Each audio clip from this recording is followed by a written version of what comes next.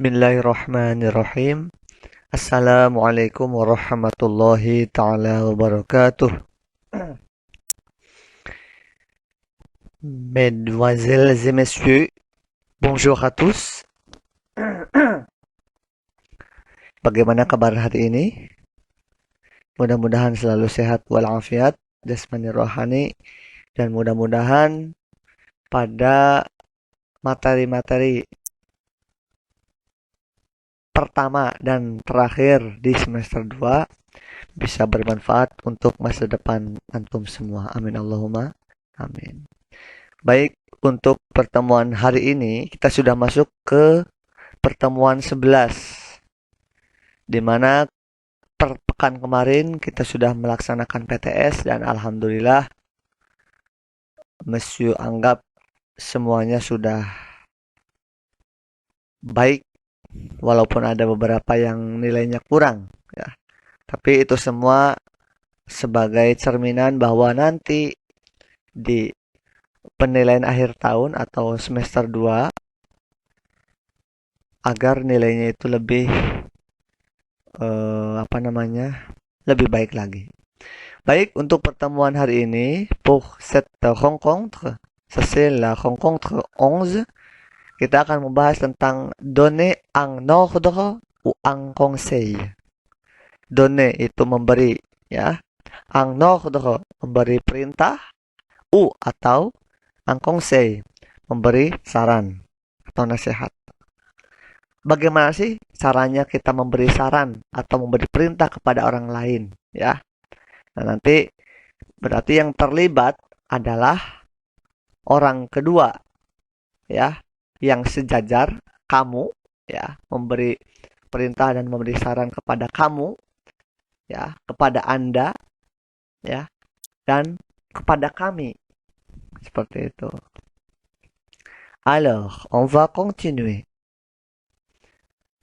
Pour donner un ordre ou un conseil, ya, ini ada dua langkah, ada dua cara.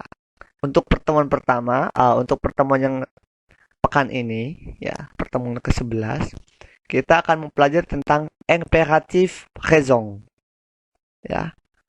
Kemudian di sampingnya ada penggunaan il faut. Nah, ini untuk il faut kita akan bahas pekan depan. Kita fokuskan dulu untuk imperatif présent. Ya, ini untuk memberi perintah atau saran. Ensuite, pour montrer quelque chose, untuk menunjukkan sesuatu. Ya, untuk menunjukkan sesuatu atau menunjukkan benda, suatu benda. Nanti kita akan mempelajari tentang adjektif demonstratif, yang mana pembahasan ini di pekan berikutnya setelah kita mempelajari tentang bentuk il faut yang sudah tadi kita tunjukkan, ya. Berarti ini yang ketiga, adjektif demonstratif. Fungsinya ya ini, pour montrer quelque chose, untuk menunjukkan sesuatu. Ensuite, pour exprimer l'obligation, nah, untuk mengungkapkan keharusan, ya, menyatakan atau mengungkapkan keharusan, harus seperti ini. Nah, itu kita akan mempelajari tentang verbe, mempelajari tentang bagaimana sih kata kerja apa saja yang dibutuhkan pour exprimer l'obligation, yaitu ada dua. Nanti ini setelah pembahasan yang adjektif demonstratif juga menyambung, ya. Ada kata kerja devoir dan falloir. Devoir dan falloir itu sama artinya, yaitu harus atau mengharuskan. Nah, ini kita akan fokus dulu ke imperatif présent. Imperatif présent itu, ya, fungsinya ada 3. Ini poin penting, ya. Kita mulai dari sisi kiri, yaitu digunakan untuk memberikan perintah atau larangan, ya. Jadi fungsinya itu untuk memberikan perintah atau larangan. Yang mana ini fungsi dari imperatif présent. Kemudian yang kedua, kita masuk ke sisi kanan. Hanya digunakan ya, atau hanya menggunakan konjugasi verbe untuk apa saja subjeknya. Untuk subjek tu, yaitu kamu, vous, Anda, atau kalian semua, dan nous, nous itu kami. Nah, berarti pada pembahasan imperatif, itu kita hanya mengkonjugasi kata kerja tu, vous, dan nous. Ya. Masih ingat ya? Tu itu akhirannya seperti apa, vous itu bagaimana, dan nous seperti apa. Jadi ini tolong untuk menjadi dasar atau menjadi pedoman. Agar ketika nanti ketemu kalimat yang imperatif, sudah bisa ya mengartikan atau sudah bisa menjelaskan maksudnya apa. Jadi itu yang poin kedua. Yang ketiga, konjugasi sama dengan bentuk indikatif présent. Maksudnya bagaimana? Konjugasi sama dengan bentuk indikatif présent, ya mengkonjugasikannya, mengubah kata kerjanya sesuai dengan subjeknya itu sama ya. Jadi hanya yang membedakan itu kalau imperatif itu tidak dimunculkan subjeknya. Nah, ini kan ada penjelasannya di bawahnya. Namun subjeknya dalam imperatif présent tidak ditulis. Ya. Nah, bagaimana kok, Monsieur, seperti ini? Saya masih belum paham. Nah, nanti lebih jelasnya kita akan melihat contohnya seperti apa. Ya. Jadi yang pertama, fungsi imperatif présent itu untuk memberikan perintah atau larangan. Yang kedua, hanya digunakan atau hanya menggunakan konjugasi verbe. Untuk apa? Untuk 3 subjek. Tu, kamu, vous, Anda, atau nous, kami. Ya. Kemudian yang ketiga, konjugasi sama dengan bentuk indikatif présent. Konjugasinya seperti biasa. Ya. Namun, kalau konjugasi indikatif présent kan harus subjek dulu. Subjek baru konjugasi kata kerja. Subjek baru konjugasi kata kerja. Nah, namun subjeknya dalam imperatif présent itu tidak ditulis atau tidak dimunculkan. Ya, perbedaannya hanya itu. Alors, on va continuer. Nah, exemple. Ini ada 3. Ya. Nah, Monsieur nanti akan bacakan yang positif dulu, bentuk positif dulu. Nanti sebelum Monsieur nanti bacakan bentuk negatif, nanti sebelum Monsieur bacakan contoh yang bentuk negatif, nanti akan Monsieur bacakan di kolom paling bawah ya, yang warna-warni itu. Ya, yang backgroundnya hitam. Alors, on va commencer pour le premier exemple. Contoh yang pertama sebelah kiri. Finis tes devoirs. Finis tes devoirs. Finis tes devoirs artinya fini ya, berarti kan subjeknya seharusnya tu. Tu finis, indikatifnya seperti ini. Kalau bentuk indikatifnya tu finis tes devoirs. Kamu menyelesaikan tugas-tugasmu. Nah, karena imperatif itu tidak membutuhkan subjek, jadi tu-nya dihilangkan. Jadi finis tes devoirs. Hanya finis tes devoirs. Selesaikanlah tugasmu. Paham ya? Nah, fini diakhiri dengan huruf S, IS, karena fini itu berasal dari kata kerja finis. Kata kerja yang tidak beraturan. Kata kerja yang tidak beraturan berarti kata kerja yang selain berakhiran E dan ya, IR, dan sebagainya. Ini untuk yang bentuk contoh pertama, bentuk positif. Selesaikan tugasmu. Finis tes devoirs. Oke, ini berarti subjeknya tu ya, menyuruh kepada kamu. Kemudian contoh kedua, alung alekol. Alung alekol. Nah, along akhirnya ONS berarti kan subjeknya harusnya nu, ya kan? Indikatifnya, indikatifnya berarti apa? Nous allons à l'école. Kami pergi ke sekolah. Nah, ingat yang sudah Misu katakan tadi di keterangan, di pembahasan sebelum slide ini, bahwa imperatif ingat-ingat tidak membutuhkan subjek. Jadi, dihilangkan. Alung alekol. Ayo. Alung itu kan pergi. Ayo pergi. Jadi bentuk ajakan ini. Yang tadi yang pertama yang finite devoir itu bentuk perintah ya. Perintah atau saran atau nasihat. Tapi kalau yang bentuk kedua alung bentuk ajakan. Ayo pergi ke sekolah. Siapa? Ayo kami. Yuk kita. Yuk kita bareng-bareng. Alung alekol. Ya, ini pun sama bentuknya positif. Nah, untuk bentuk negatif, kita lihat di bawahnya. Dalam imperatif negatif, posisi verba terletak antara ne, puang, puang, puang, pak. Jadi, pada bentuk imperatif negatif itu, untuk negatif, bentuk negatifnya itu sama, ne dan pak. Ya, sama ya kan? So, kita sudah mempelajari bentuk negatif di semester pertama kemarin. Nah, ini contoh yang ketiga. Kalau indikatifnya, vous ne parlez pas. Ya kan, kalau ada subjeknya es kan, berakhiran es kan berarti subjeknya kan vous. Vous ne parlez pas. Anda tidak boleh bicara. Anda tidak berbicara.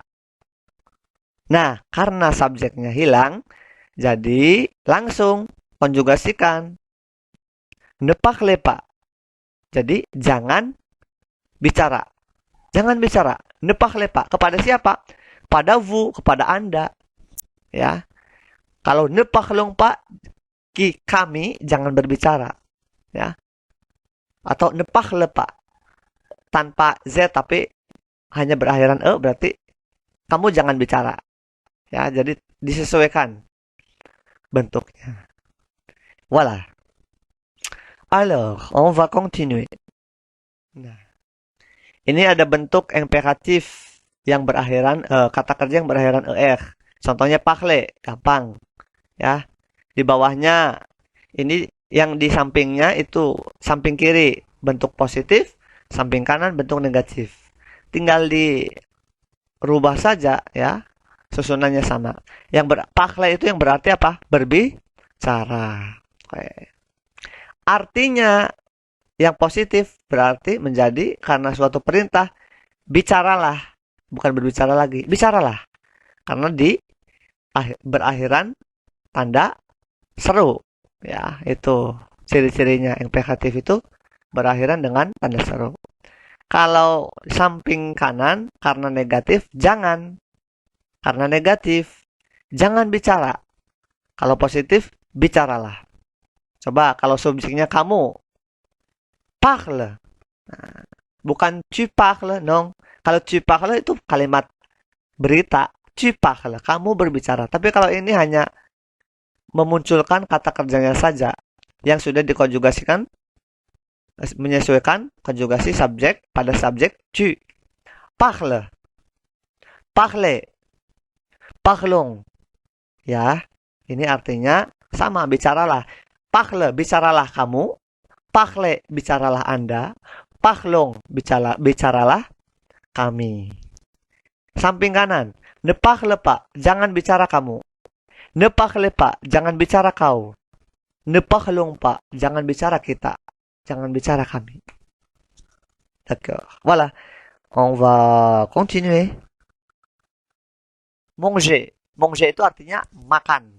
Sama. Samping kiri positif, samping kanan negatif. Manger makan. Kalau yang arti bentuk positif jadi makanlah. Bentuk negatif jadi jangan makan. Oh. Mange. Makanlah kamu. Ya kan? Makanlah. Kepada siapa? Kepada kamu. Manger. Makanlah. Kepada siapa? Kepada Anda. Karena berakhiran ez. Bukan mangeong ya. Kalau ada satu kata yang berunsur dua huruf vokal, maka huruf vokal pertama hilang. Ya. Akhirnya selalu diingat ya. Jadi cara membacanya itu huruf e-nya itu karena huruf vokal pertama dihilangkan langsung nyambung ke huruf vokal kedua o. Jadinya apa? Mangjong. Mangjong. Mangjong. Artinya makanlah kita, makanlah kami. Maksudnya ayo kita makan bareng-bareng. Seperti itu ya.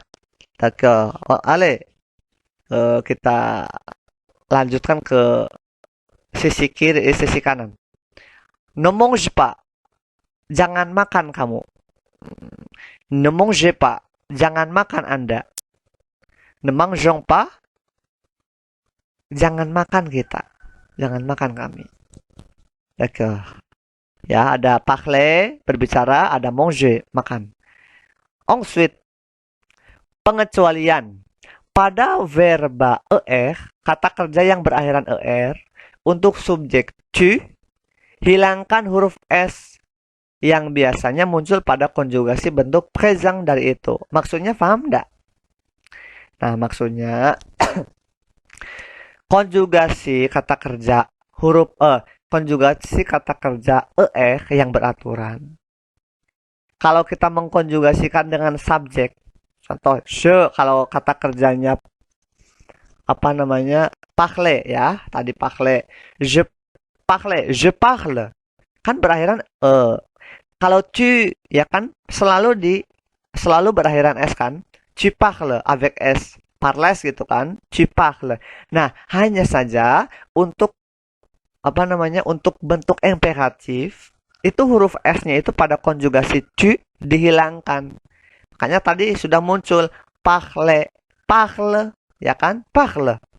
Bicaralah kamu, atau ne parle pas, atau mange, atau ne mange pas. Berarti tidak ada S-nya. Mengapa? Yo, karena aturannya tidak boleh ditambahkan S pada kata perintah yang subjeknya tu ataukah kamu. Oke ya? Paham sampai di sini? Allez, on va continuer. Nah, ini sekarang kita akan belajar contoh atau bentuk yang tidak beraturan. Kata kerja yang tidak beraturan bagaimana? Nah, ini. Imperatif pada verba tidak beraturan, être, avoir, dan seterusnya. Yang tidak beraturan maksudnya seperti apa sih, Monsieur? Yang tidak beraturan itu kata kerja yang selain berakhiran er. Être kan akhirannya re. Avoir kan akhirannya ir. Ini yang dimaksud kata kerja yang tidak beraturan, dan lain-lain, yang lainnya lagi masih banyak. Ya. Jadi kata kuncinya verba beraturan selalu berakhiran er, verba yang tidak beraturan selain yang berakhiran er, re, ir, dan sebagainya. Di bawahnya, secara umum imperatif memiliki bentuk konjugasi yang sama dengan indikatif présent. Sama ya, yang sudah tadi disampaikan. Sama, konjugasinya sama. Hanya ada beberapa verba yang memiliki bentuk tidak beraturan. Nah, yang dimaksud tidak memiliki yang dimaksud tidak beraturan yaitu selain kata kerja yang berakhiran e dan r. Seperti itu. Nah, ini contoh yang pertama. Tadi être. Ya. Être itu kalau dalam bahasa Inggris artinya to be. Kata kerja bantu. Nah, être. Soit. Ya, être kalau dikonjugasikan pada subjek tu, soit. Di bawahnya soyez untuk vous. Di bawahnya untuk nous, soyons, bukan soyong ya. Bukan soye, tapi ketika huruf o dan y. O dan y atau o dan i itu dibacanya sama. Wa, ya, w dan a. Soit, soit, soyez, soyons. Nah, ini bentuk positif. Kemudian ke bentuk negatif, samping kanan. Ne sois pas. Ne soyez pas. Ne soyons pas. Nah, ini wajib dihafal. Ya, bentuk-bentuknya. Kemudian, untuk verba kedua yang tidak beraturan. Nah, ini bukan manger. Harusnya avoir, ya. Ini salah ketik, salah tulis. Avoir. Ya, bukan manger. Mohon maaf. Nah, kalau kata kerja avoir, bentuk positifnya itu AI itu kan dibaca E. Ya. AI dan AY pun sama. Dibaca E. Nah, kalau kata kerjanya subjeknya tu menjadi imperatif bagaimana pada kata kerja avoir? Nah, di bawahnya subjeknya vous, ayez. Di bawahnya subjeknya nous, ayons. Ayez, ayons. Ini bentuk positif. Kemudian ke bentuk negatif. Ne pas. Ya, AIE dibaca E. Ne pas. Kemudian bukan naye, neye pas. Neyong pas. Ulangi lagi. Ne pas. Neye pas. Neyong pas. Nah, ini avoir ya. Sekali lagi, ini avoir bukan manger. Salah tulis. Ensuite, kita lanjutkan. Nah, contoh. Ini contohnya. Sebelah kiri itu asli ya. Kalimat berbahasa Prancis. Tapi yang kanannya itu terjemahannya. Ada empat apa namanya contoh. Yang pertama, dua contoh menggunakan kata kerja être pada bentuk imperatif présent, positif dan negatif. Kemudian yang ketiga empatnya bentuk avoir, positif dan negatif. Nah, coba. Yang pertama, soit à l'heure. Soit à l'heure itu kalau dikonjugasi, kalau artinya itu datanglah tepat waktu, ya. Soit à l'heure. Berarti ini menunjukkan ke siapa subjeknya? Ke tu kan, ke kamu. Datanglah tepat waktu, hei kamu. Nah, ya. Itu arti yang sesungguhnya. Nah, soit itu kalau dirubah menjadi indikatif kalimat yang asli dengan menggunakan atau dengan menyertakan subjeknya, jadi apa? Soit kan jadi kata kerja être kan? Berarti kalau tu menjadi tu es. Tu es à l'heure. Kamu datang tepat waktu. Nah, kamu datang tepat waktu. Itu kalau bentuk yang biasa indikatif. Tapi kalau yang imperatif tidak disertakan kan? Tapi berubah dari e menjadi soit. Ya, pada subjek tu. Soit à l'heure. Datanglah tepat waktu. Kemudian di bawahnya, nah ini bentuk negatif. Ne sois pas en retard. Jangan datang terlambat. Kepada siapa? Kepada kamu, ya. Nah, bentuk aslinya bagaimana kalau menyertakan subjek? Bukan soit lagi, bukan tu sois, non. Jadi, tu es en retard. Tu n'es pas en retard. Kan bentuk negatif.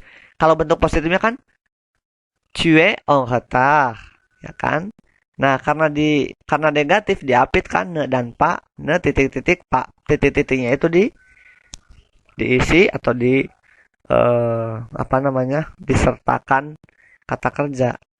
Yang berarti kalau aslinya kamu datang terlambat. Nah, karena subjeknya itu tidak dicantum atau hilang, maka langsung menjadi soit imperatifnya pada subjek tu. Ne sois pas en retard. Jangan datang terlambat. Paham ya sampai sini ya? Bawahnya, et de bons résultats à l'école. Dapatkanlah hasil yang bagus di sekolah. Nah, itu kan avoir. Kalau bentuk aslinya, j'ai de bons résultats à l'école. J'ai, avoir kan, saya memiliki hasil yang bagus di sekolah. Karena tidak membutuhkan subjek, maka berubah avoir itu pada subjek itu menjadi et de bons résultats à l'école. Bawahnya bentuk negatif. N'aie pas peur. Jangan takut. Bentuk aslinya avoir, ya. Tu as peur atau tu n'as pas peur. Kamu tidak takut, ya. Tidak membentuk subjek, berubah menjadi a i e, n'aie pas peur. Jangan takut. Voilà. Le voilà. Merci bien et à la prochaine. Assalamualaikum warahmatullahi wabarakatuh.